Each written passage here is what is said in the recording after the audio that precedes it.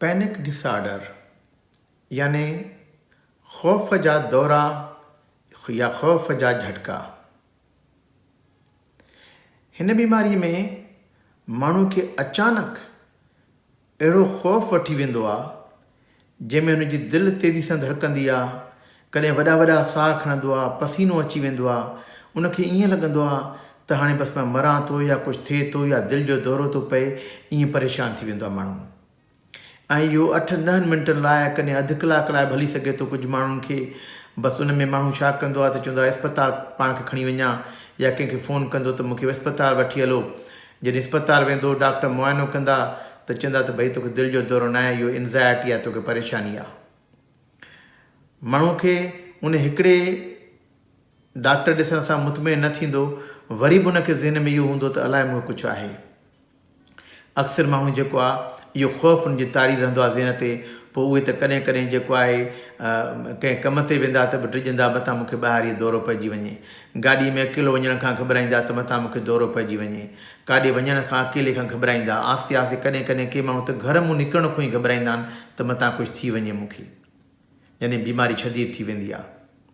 त हिन ख़ौफ़ जे दौरनि में माण्हूअ खे जेको इहो हूंदो आहे, मेन ॻाल्हि इहो हूंदो आहे, हुनखे ख़ौफ़ हूंदो आहे मूंखे कुझु थी न वञे, मां मरी न वञा। ऐं इहो ख़ौफ़ पोइ बि तारी रहंदो आहे न दौरे खां पोइ बि। हाणे हीअ बीमारी जेका आहे इहा काफ़ी आम बीमारी आहे। ऐं हिन बीमारी में कॾहिं कॾहिं त जेको आहे दवाऊं बि ॾिनियूं हूंदियूं आहिनि, दवाउनि सां बि फ़र्क़ु अची वेंदो आहे। पर ॿियो बि तरीक़ो हूंदो आहे जेको काउंसलिंग सां या सम्झाइण सेखारण सां। उन में इहो हूंदो आहे, पहिरियों त जेको आहे असां हुनखे सेखारींदा आहियूं त भई आराम सां वॾा वॾा साह खणणु सिखे, जेका मां ॿियनि वीडियोज़ में ॿुधायो आहे, डीप ब्रीदिंग एक्सरसाइज़। जॾहिं इहो दौरो थिए, सुकून सां वेही रहे हिकु हथु, ऐं उनखे ईअं ख़्यालु ईंदा त मुंहिंजी दिलि धड़के थी, त बसि हाणे दिलि जो दौरो आहे, त पाण खे मुतमइन करे त भई दिलि धड़कंदी आहे। कॾहिं कॾहिं माण्हू सिहतमंद दिलि हूंदी आहे पोइ बि तेज़ी सां धड़कंदी आहे। कॾहिं माण्हू वर्ज़िश कंदो आहे पोइ बि दिलि धड़कंदी आहे। त दिलि अगरि तेज़ी सां धड़के, हिनजो इहो मतिलबु न आहे त माण्हू खे दिलि जो दौरो थो पए। ऐं जॾहिं त ॾेखारे आयो आहे डॉक्टर खे, डॉक्टर ॾिठो आहे दिलि जी तकलीफ़ न आहे, त माना हाणे मुतमइन थियणु घुरिजे। या कॾहिं कॾहिं इहो हूंदो आहे, थेरापिस्ट सां गॾु वेंदो आहे माण्हू, वेहंदो आहे, उनखे ॿुधाईंदो आहे त भई हाणे तूं सोच, तोखे कीअं हुयो, छा पियो थिए, उहो सोचींदो त उनखे वरी दिलि जेको आहे वरी तेज़ी सां धड़कंदी। ॾिसो तोखे कुझु बि न थियो, छॾे ॾे, अधु कलाक खां पोइ 15 मिंट खां पोइ पंहिंजो पाण इहो ख़तमु थी वेंदो। ऐं वाक़ई ख़तमु थी वेंदो आहे।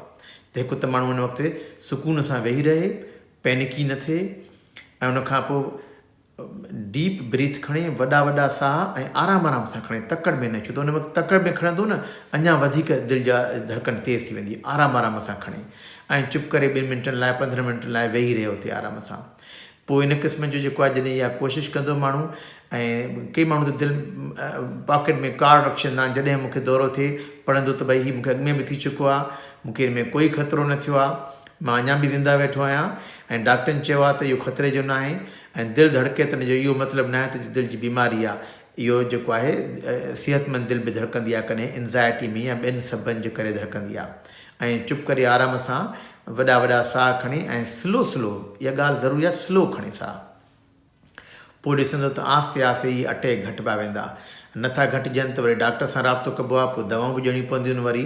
पर पहिरीं कोशिशि इहा हूंदी आहे माण्हू करे, ऐं काफ़ी माण्हुनि खे फ़ाइदो अची वेंदो आहे। कॾहिं कॾहिं त कुझु माण्हुनि खे वाक़ई दिलि जी तकलीफ़ बि हूंदी आहे, त दिलि जे डॉक्टर खे ॾेखारणु ज़रूरी आहे, हिकु दफ़ो चेक कराए छॾे।